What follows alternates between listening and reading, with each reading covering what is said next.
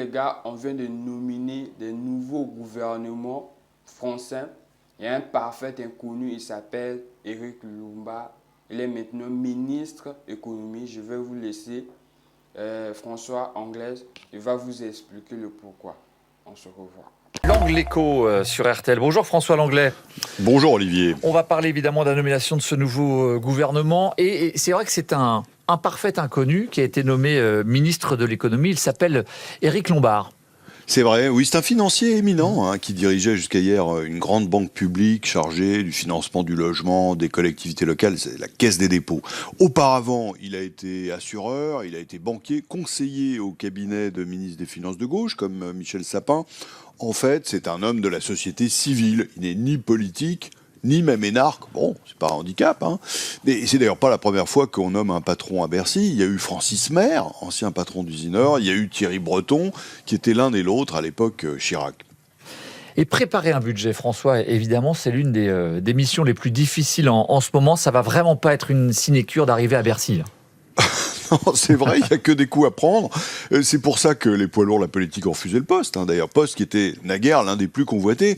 Il va partager cette mission impossible avec Amélie de Montchalin, qui est nommée, elle, ministre du budget. Elle, c'est une vraie politique. Mission impossible, c'est à ce point-là ? Écoutez, la situation des comptes s'est encore dégradée en 2024. Cette année, on va afficher 6,2% du PIB de déficit. C'est le plus mauvais chiffre de la zone euro. On se fait même donner des leçons par l'Italie désormais. Or, il va être très difficile de faire quoi que ce soit. Réduire les dépenses ou augmenter les impôts. Si on écoute le Premier ministre hier, c'est plutôt réduire les dépenses. Très difficile, sans majorité à l'Assemblée, pour voter ces mesures de redressement. C'est d'ailleurs là-dessus qu'est tombé le gouvernement Barnier. Les Français, ils vous écoutent, François, et ils s'inquiètent forcément. Qu'est-ce qu'il est raisonnable d'espérer ? Oh, écoutez, en matière budgétaire, pas grand-chose. Il faut que nos attentes soient modestes. Le budget 2025 sera élaboré là dans les mois qui viennent, dans les semaines qui viennent. C'est d'ailleurs un retard inédit. Le Premier ministre a parlé hier soir, dans son interview sur BFM TV, d'un déficit 2025 au-dessus de 5%. Son prédécesseur, Michel Barnier, avait voulu atteindre ce chiffre, puis il avait dû en rabattre progressivement au fil des négociations avec l'opposition, mais aussi avec ses alliés. Il faut se faire à la réalité. Il n'y aura pas de redressement budgétaire avec ce gouvernement et cette majorité. Vous êtes très pessimiste, François. Que va-t-il faire, donc, Éric Lombard ? Que peut-il faire, finalement ?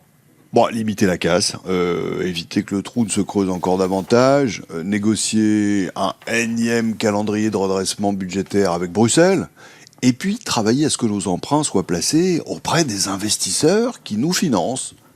Il y a un risque à ce sujet ?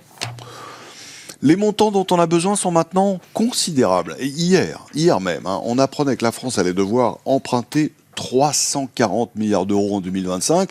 C'est pas loin de 12% de notre PIB, le jour même de sa nomination. Notre nouveau ministre de l'économie aura donc battu un record. Jamais la France n'aura emprunté autant sous la Ve République.